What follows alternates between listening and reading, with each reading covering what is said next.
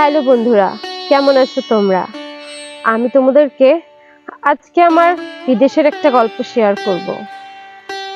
আমি যখন বিদেশে গিয়েছিলাম, মনে অনেক আশা স্বপ্ন নিয়ে বিদেশে গিয়েছিলাম যে ওখানে কাজ করব, বাড়িতে টাকা পাঠাবো, হ্যাঁ একটা জমি কিনবো, দালান করব। কিন্তু আমার না কোনো আশাই পূরণ হলো না। যখন বিদেশে প্রথম গিয়েছিলাম, আমার মনে অন্যরকম একটা অনুভূতি ছিল।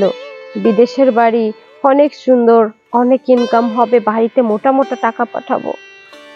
গেলাম, এক বিদেশি মালিকের বাসায় যেয়ে পড়লাম। মালিকের বাসা, ওরে বাবা! বিদেশি মালিক, সে এত লম্বা, এইরকম মোটা সোটা, কি একটা শরীর। মালিকের বাড়িতে না মালিক ছিল, মালিকের বউ ছিল, আর মালিকের একটা জোয়ান ছেলেও ছিল। ছেলেটাও দেখতে এইরকম লম্বা, আর এরকম চ্যাপ্টা ট্যাপ্টা ফর্সা শরীর টরিল, একদম পাহাড়ের মতো। আমি গেলাম, নতুন মানুষ, আমি তো খুব ভয় করছিল। আমি রান্নাঘরে আমাকে শুতে দিল। আমি শুইলাম, সারাদিন সব কাজবাজ করে রান্নাঘরে আমি ঘুমালাম। তারপরে হঠাৎ করে দেখতেছি এইরকম পাহাড়ের মতো পুরুষ এসে আমার কাপড় খুলে ফেললো। আমি কিছু বোঝার আগেই আমার মুখটুক, তারপরে সমানে আমি কিছুই বলতে পারছি না। যখনই কথা বলতে যাচ্ছি তখনই আমার মুখ চেপে ধরছে, গলা চেপে ধরছে। তারপরে বুঝলাম এটা হচ্ছে এই যার বাড়িতে কাজে গিয়েছি বিদেশে, সেই বাড়ির মালিক।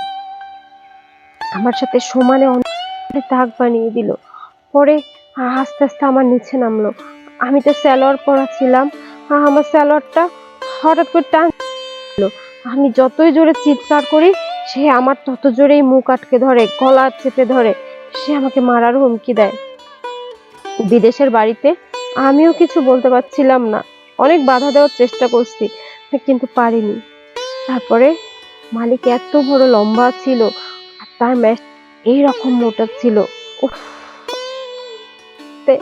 আমি যে কি চিৎকার শুরু করে দিলাম। করলো এরকম টানা 20-25 মিনিট করলো মালিকটা, পরে চলে গেল। আমার চোখের পানি মুছতে না মুছতেই, আমার কান্না থামতে না থামতেই আর একজন পুরুষ চলে আসলো। আমি তাকিয়ে দেখি এটা তো মালিকের ছেলে।